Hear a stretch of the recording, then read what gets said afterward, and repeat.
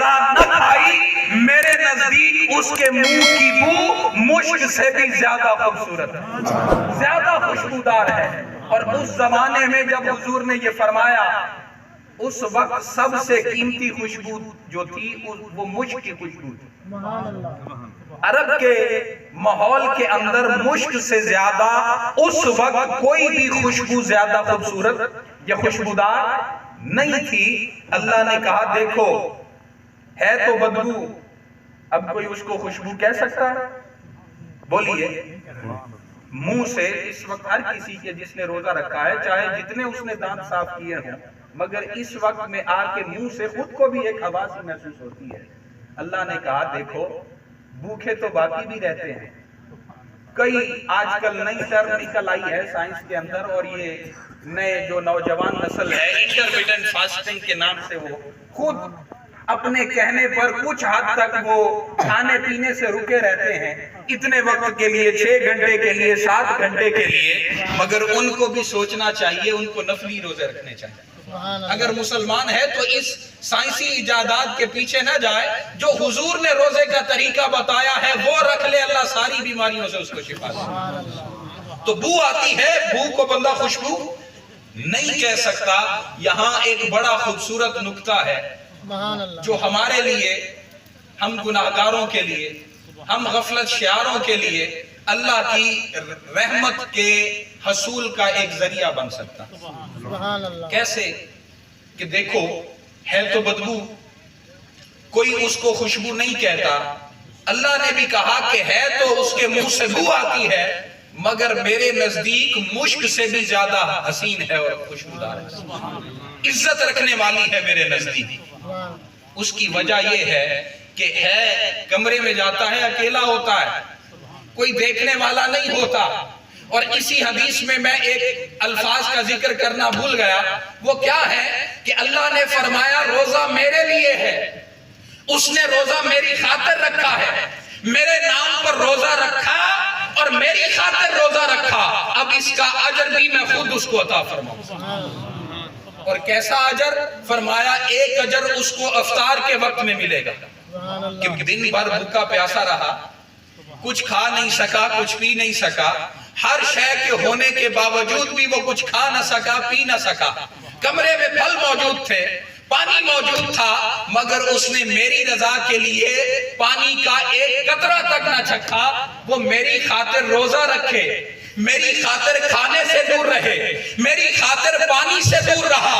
اس کو ایک خوشخبری تو یہ دی کہ جب افطار کا وقت آیا، زبان لکڑی کی طرح ہو گئی تھی پیاس کے سبب، ہل نہیں سکتی تھی، پانی پیا تو سارے جسم کے اندر سکون محسوس ہوا۔ ایک خوشی تو افطار کے وقت یہ ملی افطار کی، اور ایک خوشی اسے قیامت کے دن میں خود عطا فرماؤں۔ وہ خوشی کیا ہوگی؟ فرماتے ہیں کہ اس روز سب اہل محشر کھڑے ہوں گے، نیک بھی کھڑے ہوں گے، بد بھی کھڑے ہوں گے، اور اللہ رب العزت کہے گا کہاں ہیں وہ جو میری خاطر روزہ رکھا کرتے تھے، جو میری خاطر روزے سے رہتے تھے؟ اے روزہ دارو جو میری رضا کے لیے روزہ رکھتے تھے، جو میری خوشنودی کے لیے روزہ رکھتے تھے، جو میرے خوف کی وجہ سے پانی کے ہوتے ہوئے بھی، کھانے کے ہوتے ہوئے بھی کھانے سے دور رہتے تھے، اس وقت تک کہ جس وقت تک میں نے انہیں اجازت نہ دی۔ اے روزہ دارو آج کسی کو بھی میرے دیدار کی اجازت نہیں ہے، جو روزہ دار ہے وہ آگے بڑھے، اس کو رب کا دیدار عطا فرمائے۔ تو یہ روزہ داروں کو اجر دیا جائے گا۔ اور میں بات مکمل کرتا ہوں، کیا کہ ہے تو وہ بدبو، تو جو ہے سارے آباد ہے تو بدبو، کوئی خوشبو نہیں کہتا، مگر کیا کریں اللہ رب العزت نے اسی بدبو کو، اسی بو کو خوشبو سے زیادہ حسین جانا، زیادہ اچھا جانا ہے۔ کیوں؟ کہ وہی تو ہے جو کسی شے کو حلال کرتا ہے یا حرام کرتا ہے۔ میں تو نہیں کچھ کہہ سکتا بھئی یہ شے حلال ہے یا حرام ہے، میری اوقات ہی کیا ہے، کسی بیٹھے ہوئے کی اوقات ہی کیا ہے، لاکھ پیر ہو، لاکھ علامہ ہو، لاکھ مفتی ہو، مگر جس کو حلال حضور کہیں گے وہ حلال ہوگا، جس کو حرام حضور کہیں گے وہی حرام ہوگا، جس کی اجازت حضور دیں گے وہ اسی کی اجازت ملے گی، وہی جائز ہوگا۔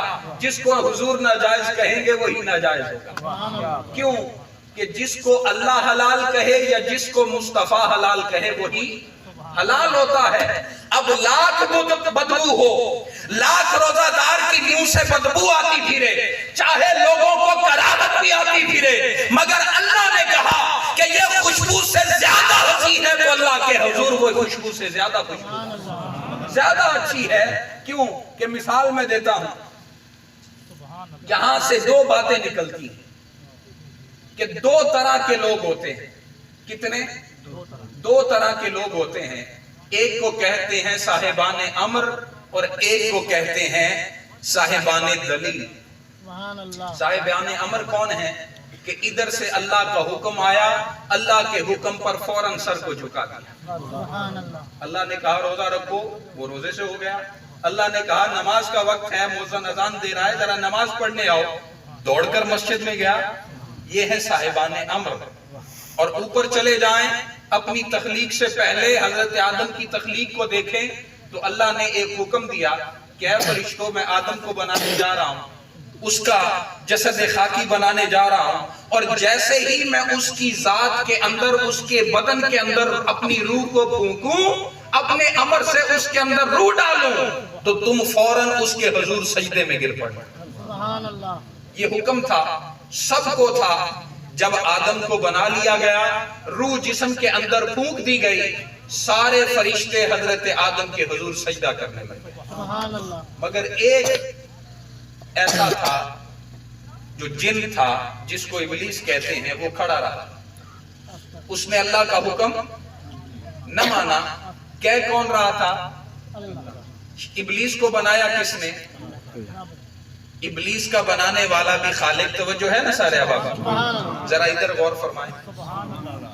ابلیس کا بنانے والا بھی رب ذوالجلال، آدم کا بنانے والا بھی رب ذوالجلال، حکم دینے والا خود خدا ہے کہ میں کہتا ہوں کہ جب میں بنا لوں اور اس کے جسم کے اندر روح کو پھونک دوں، کسی کو مجال نہیں ہے کہ وہ سجدے سے پیچھے رکا رہے۔ جیسے میں اس کے اندر روح پھونکوں اور اس میں روح آشکار ہو جائے، آدم کو زندہ کر دوں، فوراً سے سجدے میں گر جانا۔ سارے گر گئے مگر ابلیس نہیں گرا۔ کیوں؟ سب نے اللہ کا حکم مانا، وہ تھے صاحبان امر، اللہ کا حکم ماننے والے، فوراً سے جھک گئے سجدے کے اندر۔ نہیں دیکھا کہ کس کو سجدہ کر رہے ہیں، یہ دیکھا کہ کہہ کون رہا ہے۔ اللہ نے کہا ہے سجدہ کسے کرنا ہے؟ درخت کو کرنا ہے، آدم کو کرنا ہے، ہمیں کیا مجال، ہم عبادت رب ذوالجلال تیری کرتے ہیں۔ کہا تو نے ہے کہ سجدہ آدم کو کرو، تیرا حکم مانا ہے، آدم کو سجدہ کر دیا۔ ابلیس کھڑا رہا۔ اللہ نے کہا ابلیس تو نے سجدہ کیوں نہیں کیا؟ کہا باری تعالیٰ تو نے حکم تو دیا ہے، میں نے تیرا حکم نہیں مانا، اس لیے کہ یہ مٹی سے بنایا گیا ہے، میں آگ سے بنایا گیا۔ اب اس نے آدم کو بنتے دیکھا، آدم کے وجود کو بنتے دیکھا، خاک کو اکٹھے ہوتے دیکھا، جسد کی مٹی کو بنائے جانے کو دیکھا۔ وہ کہنے میں تو بالکل ٹھیک تھا، کہا کہ باری تعالیٰ وہ مٹی سے بنایا گیا ہے، میں تو آگ سے بنایا گیا ہوں۔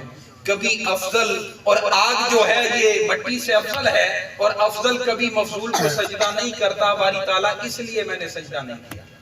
اللہ نے کہا اے ابلیس، اگر تو یہ سمجھتا ہے اور تو یہی دلیل نکال چکا ہے تو پھر سن جا، میری بارگاہ سے دفع ہو جا۔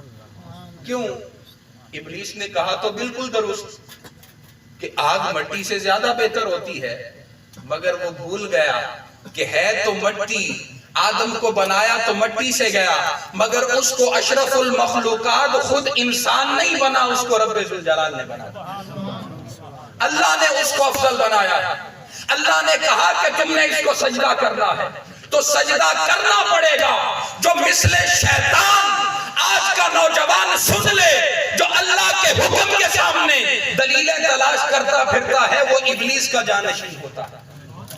اللہ نے کہہ دیا کہ یہ حکم ہے، اور مصطفیٰ نے کہہ دیا یہ حکم ہے، کسی کو مجال نہیں ہے کہ اس کے سامنے دم آ سکے، کسی کو مجال نہیں ہے کہ اس کے سامنے دلیلیں ڈھونڈتا پھرے، کسی کی مجال نہیں ہے کہ ادھر مصطفیٰ کا پیغام آ گیا ہو، ادھر مصطفیٰ کا حکم آ گیا ہو اور وہ حضور کے حکم کے سامنے دلیلیں ڈھونڈتا پھرے اور تلاش کرے کہ اس میں کیا میرا فائدہ ہے، کیا نقصان ہے۔ نہیں، تو نے اپنا فائدہ نقصان نہیں دیکھنا، تو نے زبان مصطفیٰ کو دیکھنا، تو نے حکم خداوندی کو دیکھنا ہے۔ اللہ نے کہا روزہ رکھ تو تجھے روزہ رکھنا پڑے گا۔ اب ہم صحرا میں بیٹھے ہیں، روزے میں کوئی اتنی گرمی نہیں ہے، تپش نہیں ہے، مگر نواسے رسول حضرت امام حسین کو بھی دیکھو، کربلا کے میدان میں امام علی مقام حضرت امام حسین کو بھی دیکھو،